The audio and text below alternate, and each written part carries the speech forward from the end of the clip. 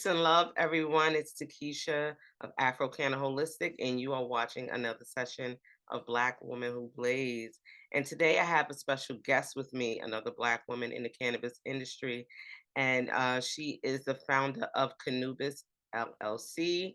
We are speaking with Basimha James. She is an RN based out of Tampa, Florida. Thank you for joining me today, Basimha. How are you?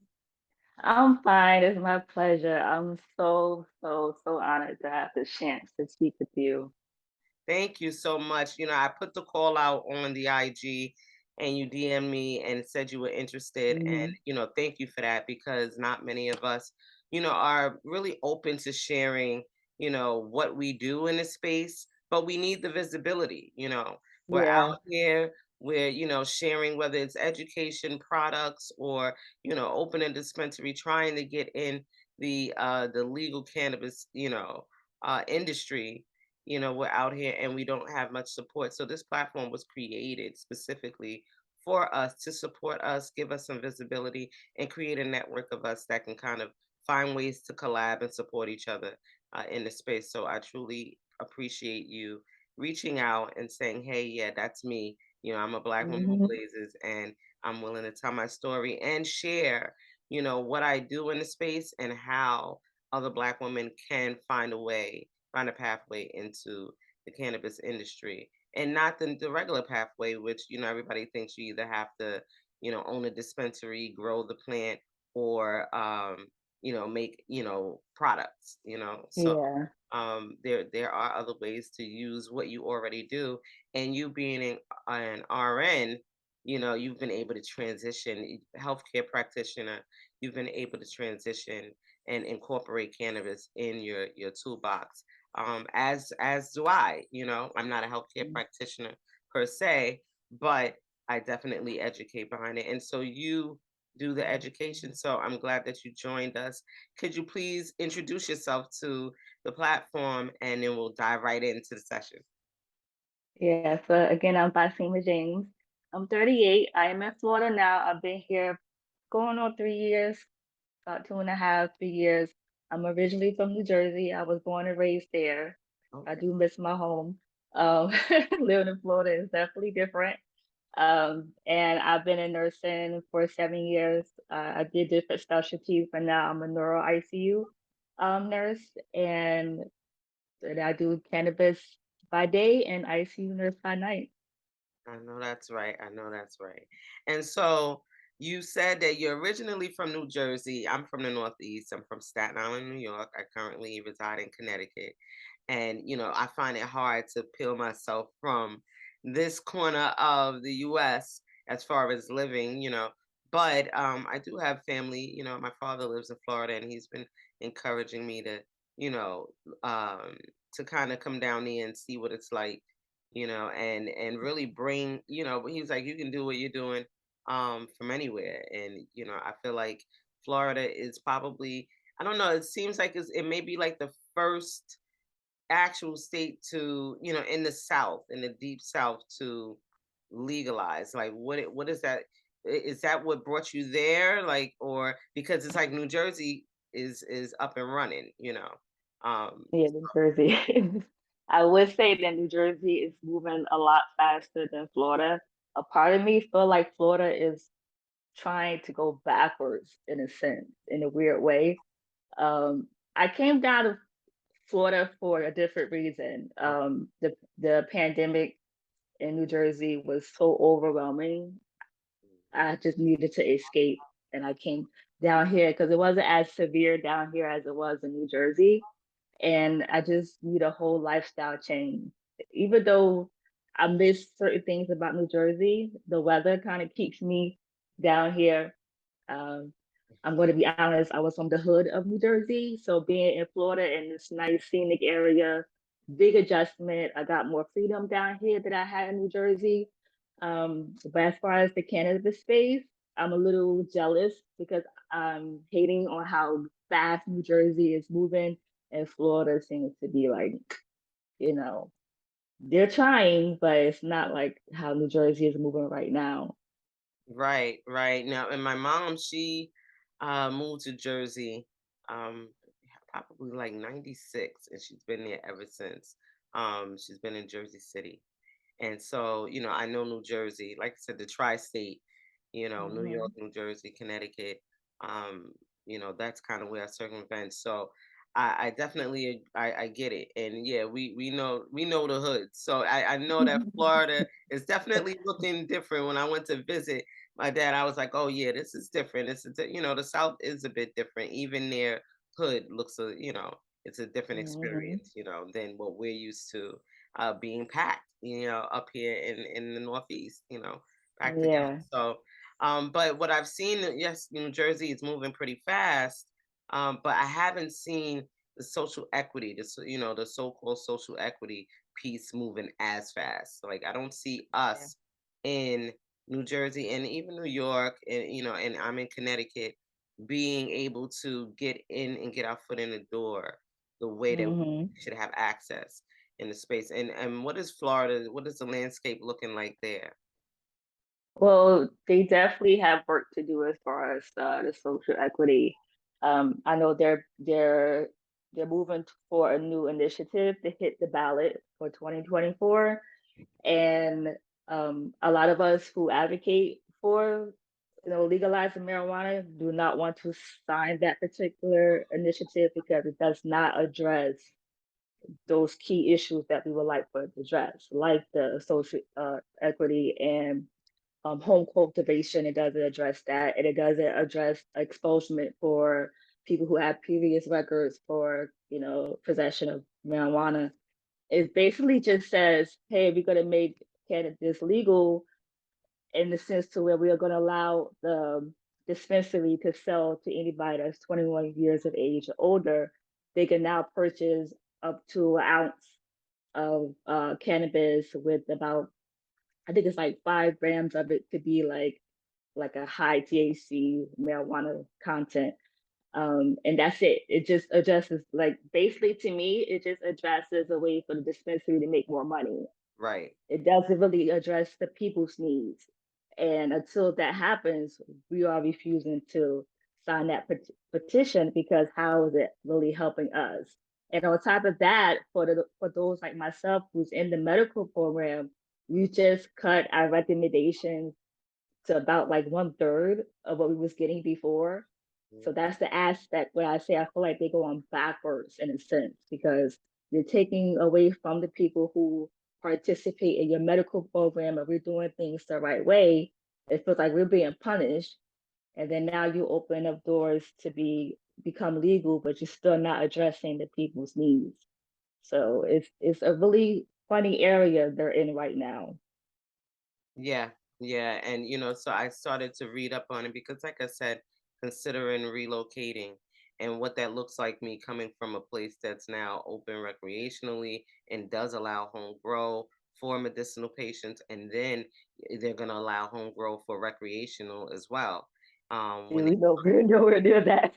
Right, and that's what's like, well, I'd love to use my voice to help in those areas that, need that push, and Yeah. kind of get organized. And, the Cannabis Policy Research Group is starting back up, and we're diving into probably more of our own state initiatives, because federal legalization, I think, should be put on a halt right now until, like you said, these serious areas are addressed, Mhm. especially patients, people who consume medicinally should not be, penalized because now you want to open up a recreational market, and Mm. so, your concern, if your concern is, oh, it has to be enough to go around, well, we want to address people who have a condition and need it first, first and Yeah. foremost, because that's where the longevity is. Recreational, if you consuming recreationally, every day you're really consuming it therapeutically and you just don't realize it. So, but we kind of went backwards. We started with the end in the beginning, because normally I end with, prohibition and federal legalization and all of that and policy. But we talked about the state that you're in, but what did you so it's not recreational legal there yet, it's just medicinal. Yeah. But what Just brought you to medicinal. cannabis? Like, what was your journey like? Can you give us a little bit about that? Well, ironically, when I first started with cannabis, I wasn't like an advocate. I was actually a part of the problem. Like most people say, oh, my first time using when I was a teenager, I was smoking with my friends. I didn't consume until I was 21. That was like a one-time thing and I didn't like it. And I was kind of like helping the stigma because I was like very judgmental towards people who smoke cannabis and don't bring it nowhere around me. And fast forward a couple of years later, I end up having to use it myself for my own medical issues, and then I just fell in love with it. I became obsessed with it in a sense of learning everything about it. So what happened was how I got my medical card. I got it for the diagnosis of PTSD, and it's kind of crazy because as a Black woman, you really don't realize you have PTSD. Like we don't label it like that because we're always taught to have like one escape, and we always taught to be strong, and or we're gonna have problems that comes with the territory. You just have to tough our way through it. So we don't really think and sit down and say, I have these issues going on. I'm having nightmares every night. I'm avoiding certain situations not to like relive a certain event. I'm like super anxious or super quick to react to certain things, and I was like in and out of depression, and I didn't know like what this was. I just knew that it was happening. So when the pandemic hit in 2020, and I'm working in the ICU, so in New Jersey, it was really really bad, and I'm seeing death like left and right. And people would say like I got burnt out real fast, and people say, well, you're so young in the industry. Like 7 years is considered like not that many years in nursing. Most nurses retire after 20, 30 years. But I feel like the pandemic kind of sped that up for me because I had to go through, I had to learn real fast, and I had to do a lot in that short amount of time that most nurses don't even see in their 20 years of nursing. So I got burnt out real fast, and it was super unhealthy for my mental. And I was going around asking other nurses, more seasoned ICU nurses, like, what are you guys doing to get y'all through this process? Because I'm not sleeping at night. Now then I'm not sleeping. I'm having this inflammatory response happening in my body.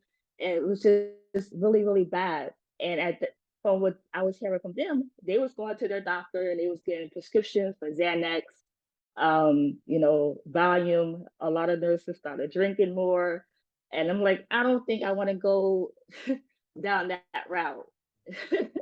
So Right. someone recommended maybe I should go see a doctor, get a recommendation to try cannabis. And when I went there, at first I was gonna go for like, 'cause I have other issues that I deal with that I could have got a medical card for. But when he did the assessment and I was telling him about my nightmare, like I couldn't close my eyes without seeing people dying. Um, every time I used to wake up in the morning and it'd be like 7 o'clock in the morning, and I'd be like, oh my God, I gotta be to work.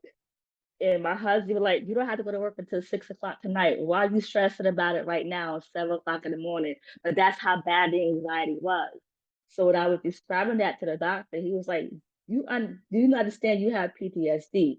And I'm like, oh, that's not something we have. I didn't go to the military, being naive and just Right. brushing it off. I'm not a vet. He Right. was like, no, you definitely have it. It's starting to hinder your life. So he gave me the recommendation. I got my medical card. It was an easy process. I think I spent a total of maybe 200, maybe 250 for everything as far as the website and his fees and things of that nature. But the problem came is he gave me the card and he told me where to get, got to go to the dispensary. You want to go to the dispensary and get cannabis. And that was it. I wasn't given clear directions of what to buy for what I was trying to treat. Right. So of course I'll go in there and be like, I look online and say, oh, this looks pretty. That's not like it might do some good. So Right. I went to the dispensary, I purchased it, I took it home, I smelled like, oh, it smelled like what I think it's supposed to smell like. So, I prepared it and I smoked it in the way that I see people on TV smoke it, you roll a blunt, you smoke the whole thing at one time, and then I woke up. Mm, mm, mm. I don't know I don't know what happened in between me preparing it and then me waking up. I don't know what happened in between there. So I'm like, oh, okay, I guess it helped me sleep Right. because I don't even remember going to sleep. So that's a plus. So after a couple of rounds of this, and then one time I smoked, and I'm like, I've been sitting in the same spot all day. Right. To myself, I thought I was busy because it was a lot going on in my head. Right. But I've been in the same spot all day. Right. So in actuality, I didn't get anything accomplished. So Right. I'm like, okay, wait a minute, something's not right. This is not really helping me. So I had to take control of it. So being the nurse that I am, if I don't understand something, the next thing I do is research it until I understand it. So I started researching the different types of strands and how it interacts with the body. Then I discovered the endocannabinoid system. And I'm like, okay. So I sat there and I wrote out a whole plan for myself. I figured out what type of strain I wanted to try. There was an app that I used called Leafly Hmm. that changed the game for me because with that app, I was able to put in the what I wanted out of the cannabis and the symptoms I did not want. And after I put that in, it gave me a recommendation of what strain to buy based off of what I was looking for. I Okay. went back to the dispensary and I bought exactly what I wanted. I took it home and then I used it, but I did it slowly this time. And then it was perfect. My anxiety was under control. The pain was under control from the inflammatory responses that I was having. I was able to control it at my own leisure. Right. And then from that moment, it just all opened up for me.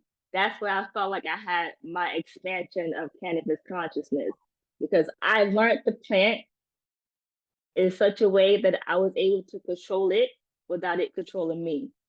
And that's how I just went into this whole thing of cannabis and cannabis nursing. Because I said, if I could do that for myself, I could show other people how to do the same thing. Right. Right. And that that story is pretty much majority of our stories when we do get this recommendation or Hmm. prescription, you know, they give it to us, we get the card, okay, and then they tell us what dispensaries we can, here, which ones you can go to as a medicinal patient.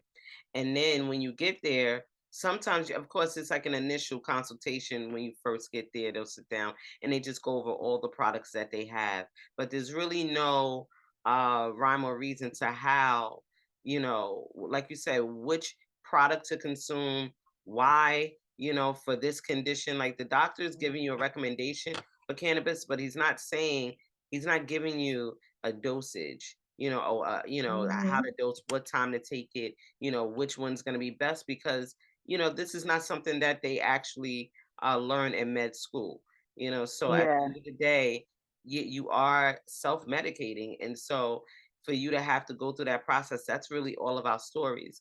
And you saw that there was a gap, there was a need, for Hmm. that education for the person who gets the recommendation. Now it's like, now what?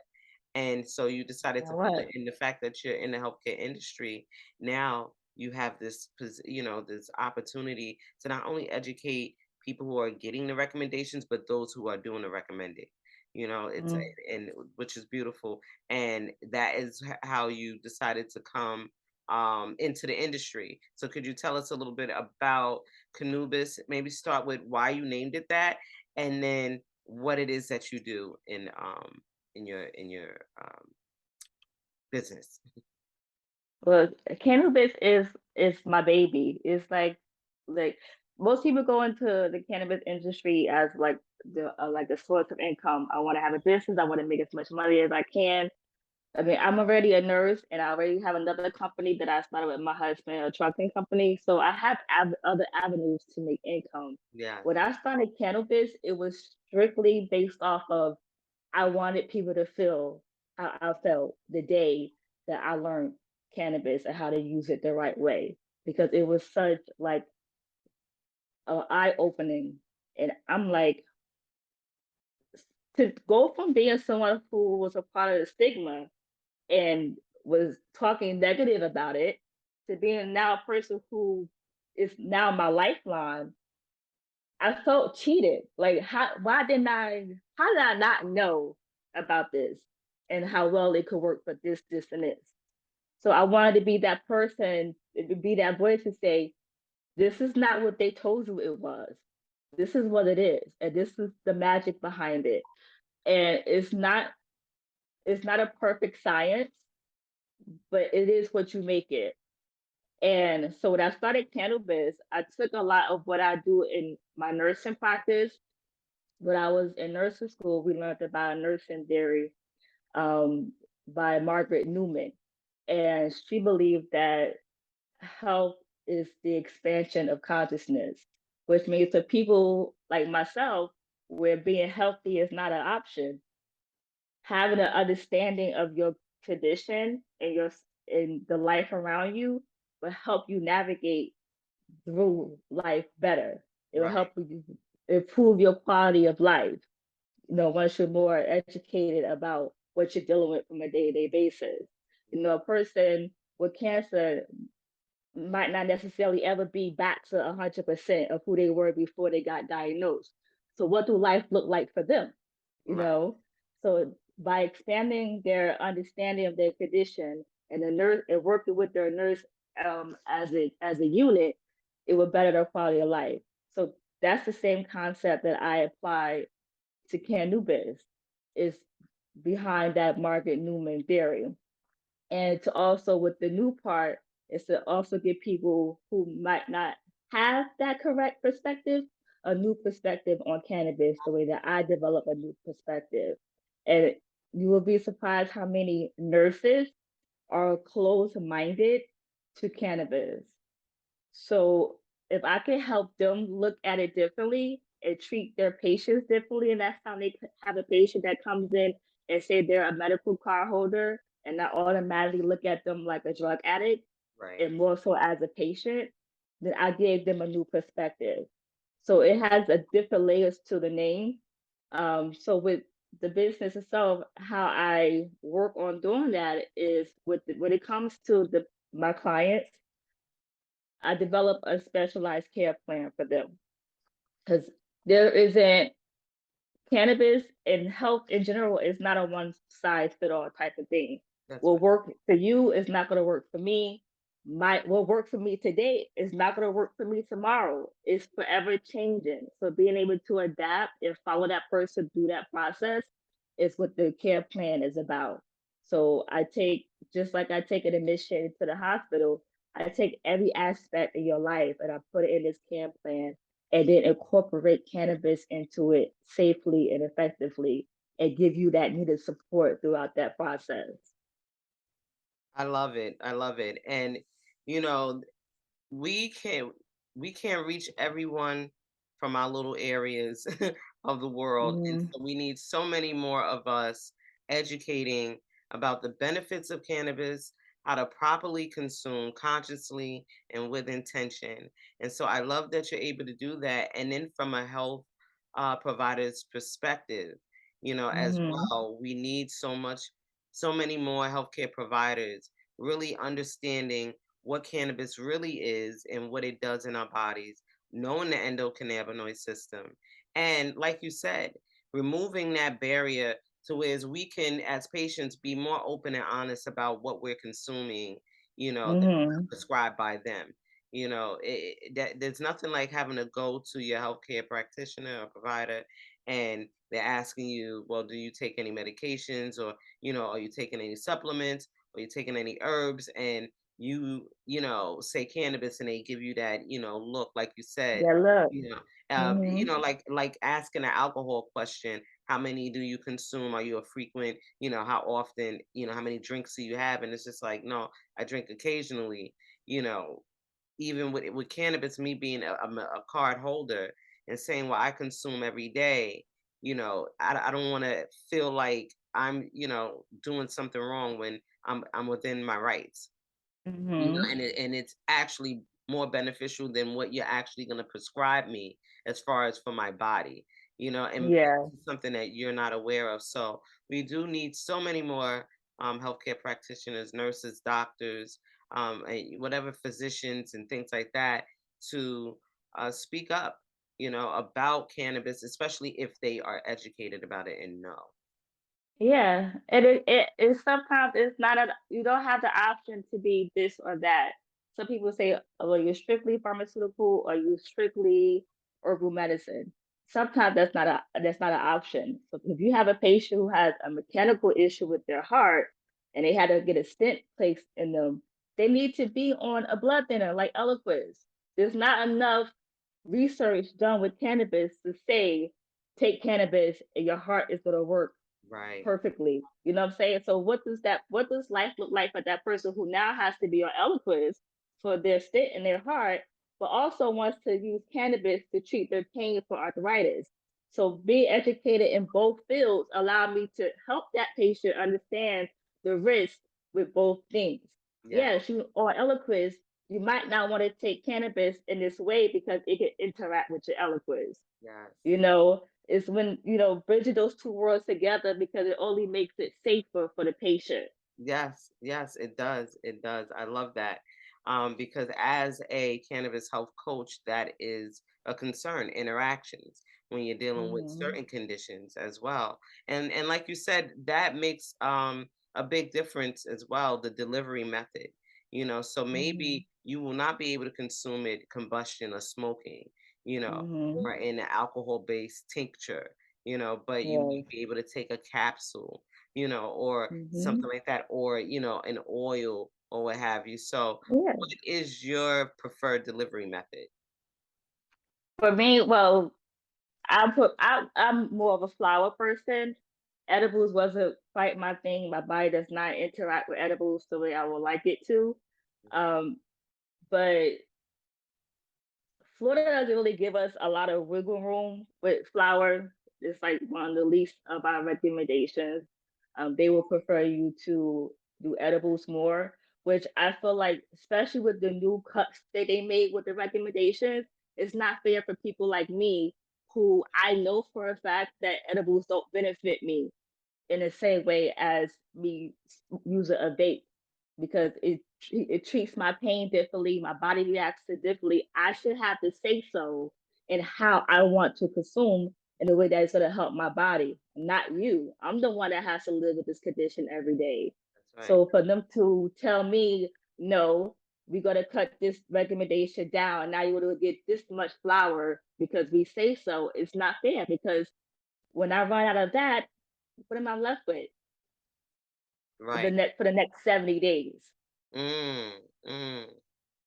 You know, Right. there's no consideration for the patient, and their rhyme and reason for doing that is because they're saying they want to crack down on the physicians who's over recommending. But you didn't ask the people about any of this, so now I have to suffer because of this new the bill that y'all passed. Like it's completely unfair. It's hard enough being a nurse in this space because I can't consume like I want to because I have to keep my THC levels at a minimum, and I only could do more CBD and low level THC than the high THC, which I know works better for my condition. So I already have that restriction on top of everything else, and now you take away the little thing that I did have. So Wow. it's a lot of issues with it. Right, right, right. And this is unfortunate. Like you said, who and what I'm finding is people who are creating these laws are not consumers. They're not a part of the cannabis community at all.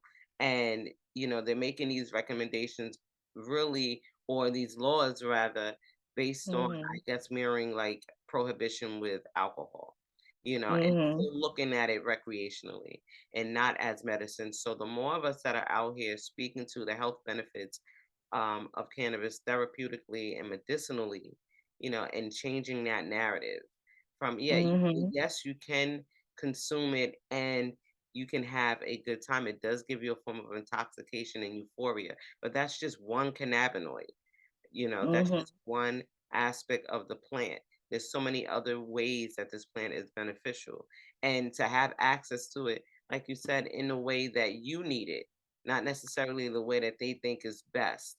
because Yeah. yeah, edibles may not be the best way for everyone to consume, depending on their condition, especially if you're dealing with chronic pain and you need something a faster onset. You Mhm. want to, maybe combust, or smoke, or vape, to get Yeah. faster relief.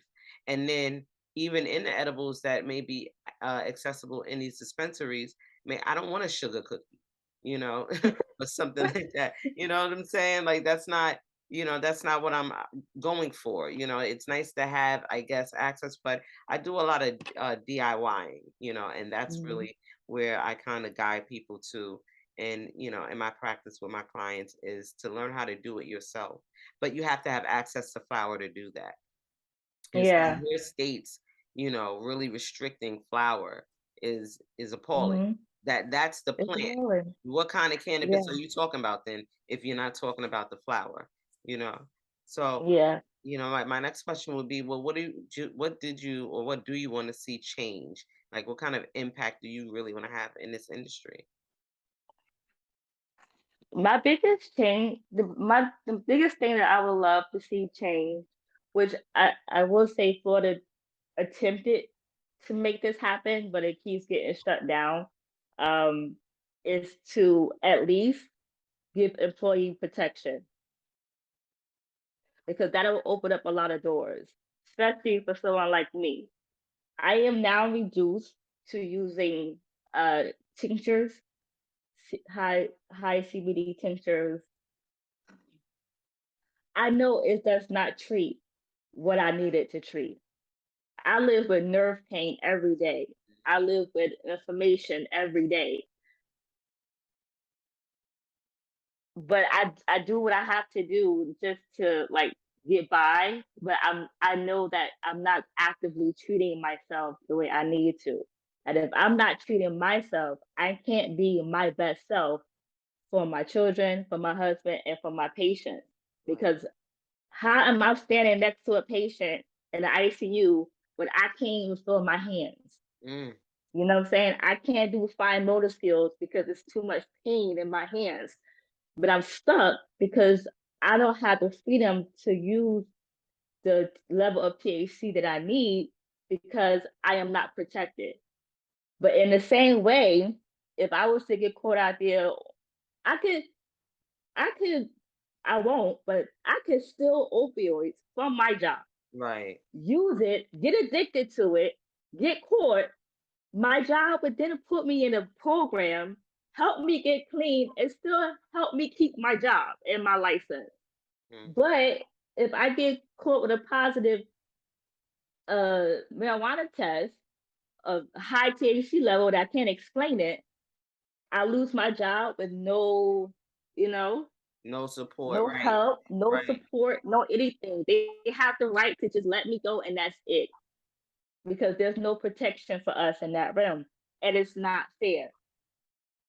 I give myself my life to help save people every day, but I can't even get help to save myself. Mm. You see what the disconnect is? Yeah, yeah, that's definitely an oxymoron. Like, you know what I mean? That makes no sense at all. And I definitely agree that today we see more options for people who become addicted to the prescriptions, you know, Mm-hmm. because it's introduced normally through some type of chronic pain management, and then they wind up it can wind up becoming addictive and abused. And like you said, Mm-hmm. there's help for all sorts of programs and help for people dealing with those conditions, but when it comes to cannabis and you're consuming it for your health, and this is not a substance abuse issue, you're It's consuming not. it for your health. Like you say, you are subject to losing your livelihood, and or Mm-hmm. suffering in silence. It's like Yes. suffering in silence. And I think my dad did mention that going to the dispensary, he noticed the difference in the THC levels. Like he felt like it was not, especially coming from Northeast, it definitely was not the same. And he was like, I don't know if they're decarbing it or whatever. And I was like, he felt like he was getting already decarb flour. And I was like, no. But because, like you said, you can get high THC, but specifically for chronic pain, or large amounts of pain is where I see the use of it. I'm seeing now the Mhm. use of high THC though recreationally, where people are doing dabs and concentrates and things like that, which is causing more of what they call a cannabis hyperemesis syndrome. Have you heard? Yeah. Have you heard and seen Mhm. anybody dealing with that? No, I haven't seen anybody personally, but I was studying it, and that was actually a video that I was working on, like another educational video. I did a poll on my Instagram asking how many people actually heard of it, and consider the results of the poll. I was gonna make an educational video, and that's what my IG is for. Like I have my website for those who are, because my target audience and my clients are medical card holders, Right. but I dedicate my IG to the community, recreational or medical, because I feel like whenever anybody has a bad experience with cannabis, whether they're recreational or medicinal, it put it puts us a step back. Yes. So if you could learn anything from my IG page that could prevent you from ending up in the ED from something that was avoidable, that helps the process of us getting where we need to go. But if you overdoing it, you abusing the plant, and you end up in the emergency room with some kind of like psychosis, or anything like that, the first thing they're gonna think is like, see, you told us our cannabis was bad. So I feel like once people get that education, it'll minimize those incidents and help our fight even more.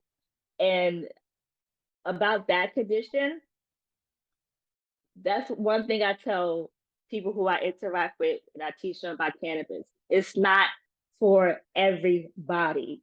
Right. And I'm honest. Like that's one thing I'm big on is transparency. If you use my services, you're not even allowed to purchase a package until we have our initial free consultation. Because I need to know that you are mature enough and ready for this process. Because it's not for everybody, and you cannot, this good and this bad. If you don't do it right, if you don't respect the plant, you're going to get bad results you Right. know. And if you, unfortunately, we all want to be able to use cannabis, but sometimes genetically, your body can't handle it. That's right. And you have to be honest with yourself about that. And that's for those people who have those incidents where they have those violent vomiting episodes, because over time the cannabis builds up in the fat of the body. And now instead of having the therapeutic reaction to cannabis, which is to prevent nausea, you're having the other reaction that cannabis could cause, which is vomiting. So it's knowing that you know how to avoid those situations. Maybe you need to take a holiday every once in a while from the That's right. cannabis and don't let it build up in your system. You know. So yeah, that's why what we do is important. That's why education is important, because there's so much out there about cannabis that people don't know. And you can't really blame the people because the government was designed for them not to know. Right, So right, right. This is true. We definitely don't. We're not blaming them as far as the not knowing. But now we're in the age of information, and like you said, mhm. before you consume, do your research. Mhm. Contact people like you and I, who are educators in the space.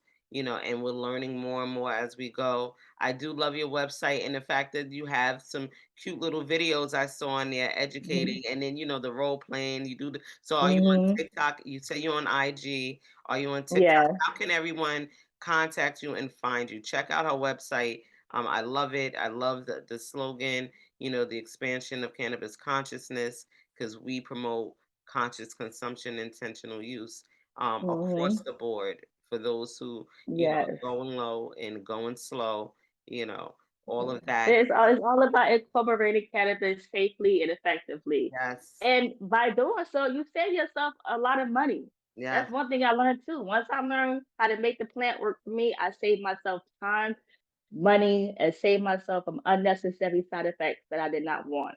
You know, like how many times you bought a product, took it home, consumed it, and realized it ain't what you wanted it to be. Mhm. But if you would have took the time and did the research, or have someone help you navigate, you'll find it quicker, and you'll know how to go back for that same thing all over again.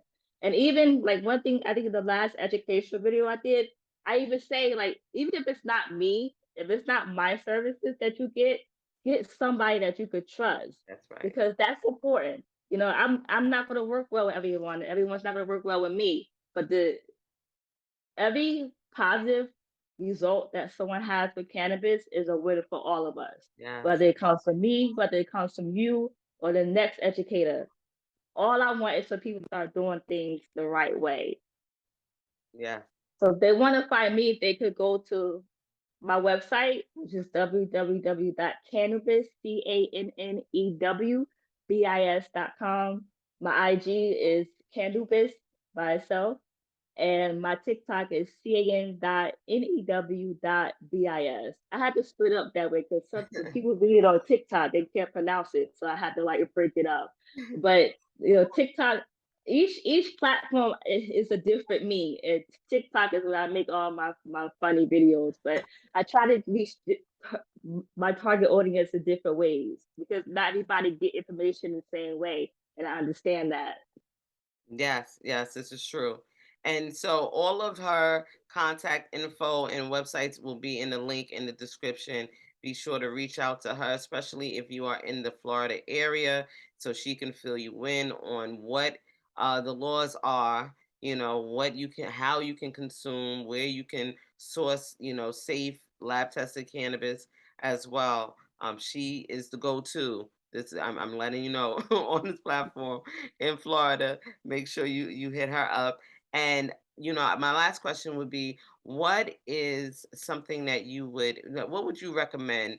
What advice would you give to another Black woman who is interested in not just consuming cannabis, because we know what they can do, hit us up, but Mhm. wants to find a pathway into the industry? Like she's looking to get involved. What are some Mhm. steps? Take what you're passionate about and apply it to cannabis. I say that because, like you said in the beginning, there's more to this industry than just growing and selling, right? We need educators, we need bankers, we need chemists, you know what I'm saying? We need politicians. Whatever you're passionate about, you could create a space for that passion in the industry of cannabis. And the reason why I say pick your passion, because this is an industry that's super hard to navigate, especially for someone that looks like us. Yeah. We're already coming in with so many odds against us. You're gonna need that passion to keep you getting up every day and working towards this every day. Like it's been some days I'm like, oh my God, am I making the right decision by doing this? See, And then I remember why I did it. I remember myself, and that passion I have is what keeps me getting up every day, creating content. Whether I get 1 like, 20 likes, it doesn't matter because my passion behind it is going to keep me going. And your passion behind whatever aspect of this cannabis industry you choose to take is what's going to keep you going. And that's what other people is going to connect with and follow your lead that's and stay consistent and get a support team because that's vital. But that's definitely start with your passion. And we need everybody in every space. The lawyers, the bankers, the realtors. We need spaces. And that's the best advice I could give. Don't just be one track minded into selling and buying and growing. We need our faces in every aspect of the industry. Yes, yes, thank you. I mean, that's sound advice. And you're so right. You have to be passionate about it. It is not for the faint of heart. It's just not something to jump in, without really doing that, looking within and saying, hey, is this something that I can truly navigate? Do I even want to? Because like you said, we do deal with a lot. And so you have to be passionate about whatever it is you're doing in this space, because like you, some days I wake up and I'm like, I don't even want to be bothered. Like I love the plant And all day, I will definitely recommend and talk about the health benefits, but the industry sometimes, of course, for us, is like, I could do without that whole Mhm. stress. But people seeing meetings, women like you and all the other sisters, keep me going. It keeps me going. I know that I'm not in this by myself. And so again, Mhm. I thank you, Asante Sana, for showing up, for sharing your journey, for sharing your knowledge and expertise in the space, because you've been through this experience, and that's what we're doing, is sharing our experiences and trying to help others. So thank you for joining It's and a watching this pleasure. session of Black Women Who Blaze. If you are interested in learning how to teach others about the benefits of cannabis, you can join me at the Cannabis Coaching Institute um, as a certified cannabis educator. And we will be opening up, they'll be opening up the cannabis coaching program in February. So I will Okay. have that link in the description. Of course, check out my website, Afro Canna Holistic. If you need guidance and any other service that I provide many. So check that out. If you're a Black woman who consumes cannabis for your health and wellness, and you want to share your story, if you've seen transformation, you know that this plant does great things, and you want to share, please hit me up. Or if you're in the industry and you want to give insight to more of us to get involved, or just want to join us, join the Black Women Who Blaze Network, please reach out Mhm. on IG or in the comments. Again, thank you, Basimha, and check out her website, cannabis.com, for more. And until next time, peace.